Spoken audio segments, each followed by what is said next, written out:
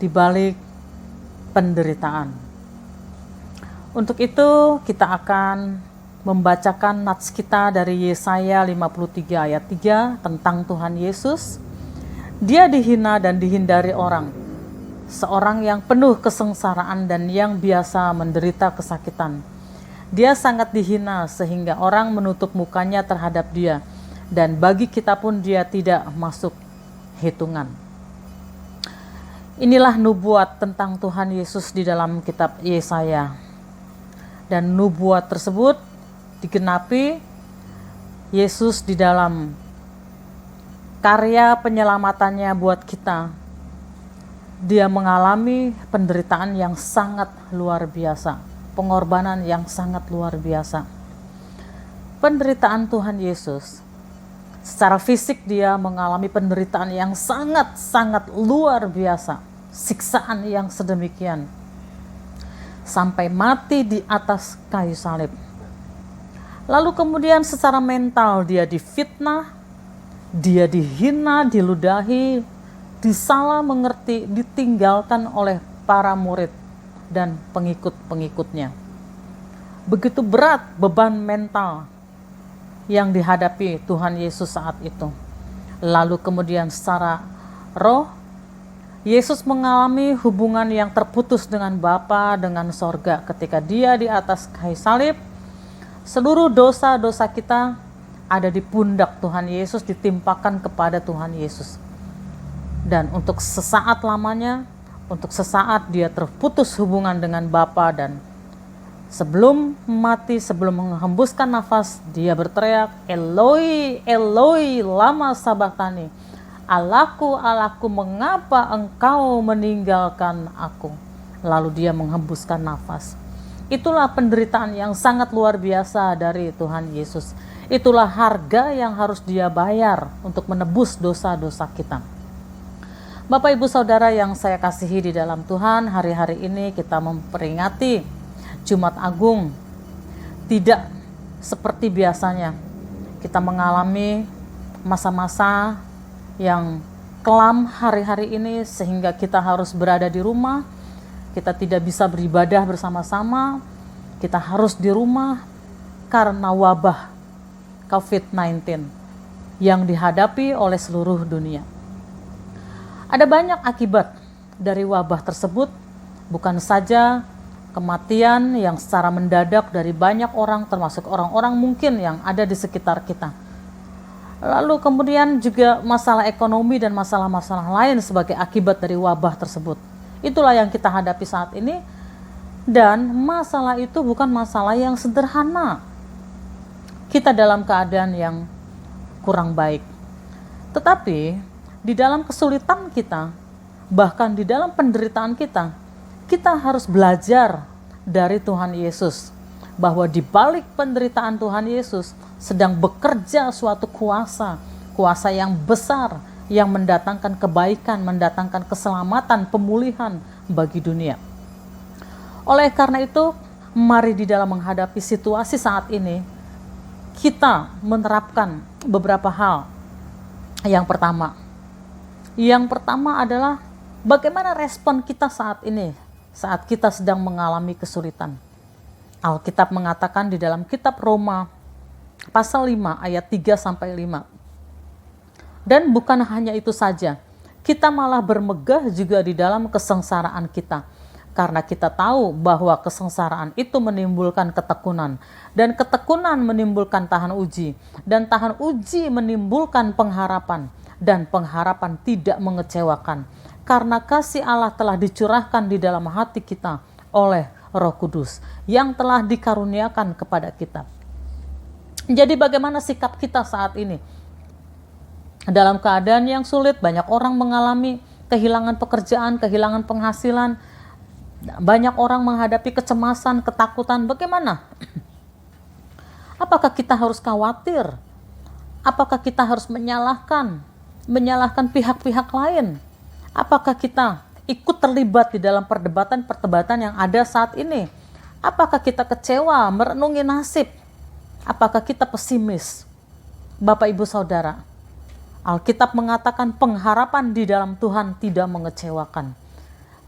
Jadi, ketika kita menghadapi masalah, menghadapi situasi yang tidak baik, hasilnya akan seperti apa tergantung dari respon kita.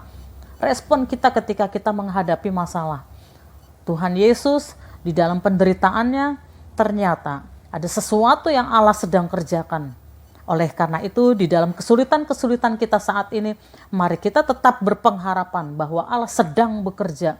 Allah sedang bekerja untuk kita, untuk keadaan kita. Dan kuasa Allah ada di balik itu semua. Jadi jangan pernah melepaskan pengharapan kita di dalam Tuhan. Yang kedua, bagaimana sikap kita saat ini? Sikap kita harus meminta hikmat Allah untuk menghadapi hari-hari ini. Walaupun kita semua adalah orang-orang beriman, kita percaya kepada Tuhan, kita hidup di dalam jalan Tuhan, tetapi bukan berarti kita tidak memakai akal kita, bukan berarti kita tidak memakai hikmat kita. Kita harus punya hikmat hari-hari ini menghadapi situasi saat ini. Kita ingat seorang nabi, seorang bernama Nuh. Nuh di dalam perjanjian lama hidup di dalam masa ketika Allah menghukum bumi dengan air bah. Nuh berada di bahtera bersama dengan keluarga dan binatang-binatang pilihan. Nuh mempunyai iman kepada Tuhan. Nuh di dalam panggilan dan pemeliharaan Tuhan. Tetapi sekalipun demikian, dia tetap memakai hikmatnya. Ketika berada di bahtera, hujan turun 40 hari, lalu kemudian air menutupi bumi, lalu kemudian semua yang ada di bumi binasa, mati, mereka ada di dalam bahtera dengan aman. Ketika hujan berhenti, Nuh menunggu air surut.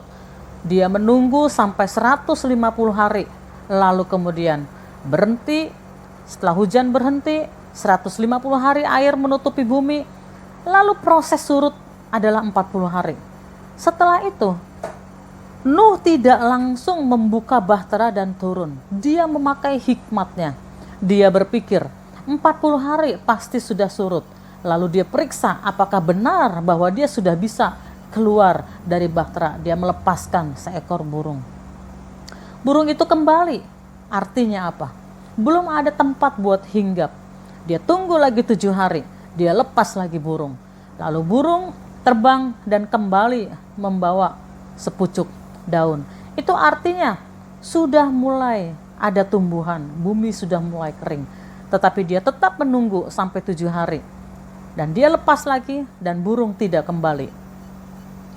Bapak Ibu Saudara yang saya kasihi di dalam Tuhan, itu artinya Nuh memakai hikmatnya. Di dalam kitab Kejadian 8 ayat 15, dalam tahun ke-601 dalam bulan pertama, pada tanggal 1 bulan itu sudahlah kering air itu dari atas bumi.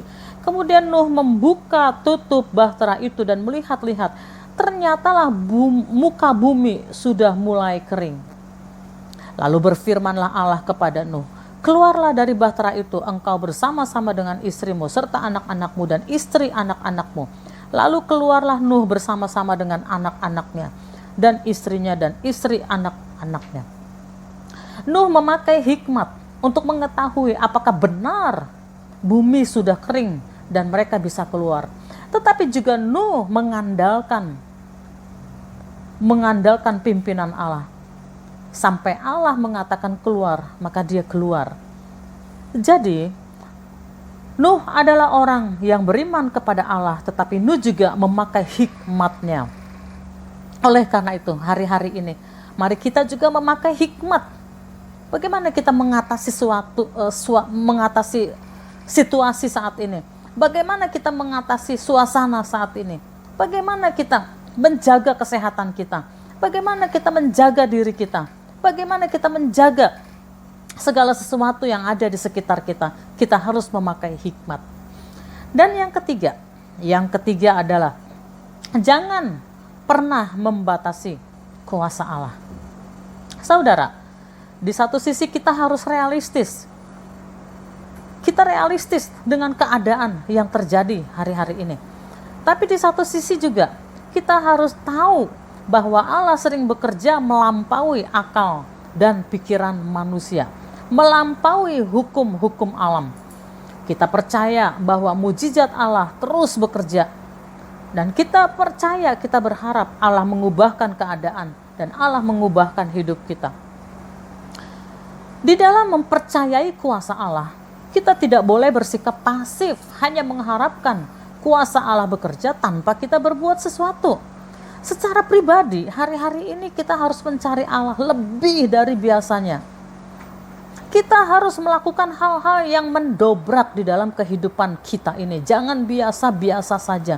Jangan menjalani hari-hari ini secara biasa-biasa saja. Kita juga jangan fokus hanya kepada masalah, informasi yang beredar hari-hari ini. Banyak hal-hal yang negatif kita dengar, perdebatan-perdebatan di sana-sini. Kita mencari-cari siapa benar, siapa salah. Kita jangan terjebak kepada hal-hal yang demikian. Tetapi mari, ini waktunya kita membuat perubahan yang nyata di dalam diri kita. Allah ada dan Allah melihat semua yang kita lakukan. Ini waktunya kita melakukan, membuat sesuatu yang nyata, mendobrak. Jangan berdoa biasa-biasa saja. Kalau kita mengejar kekudusan, kita mengejar hal-hal yang baik, jangan biasa-biasa saja, lakukan sesuatu yang berbeda hari-hari ini. Bapak, Ibu, Saudara, di balik setiap masalah ada suatu kuasa yang bekerja untuk merubah keadaan.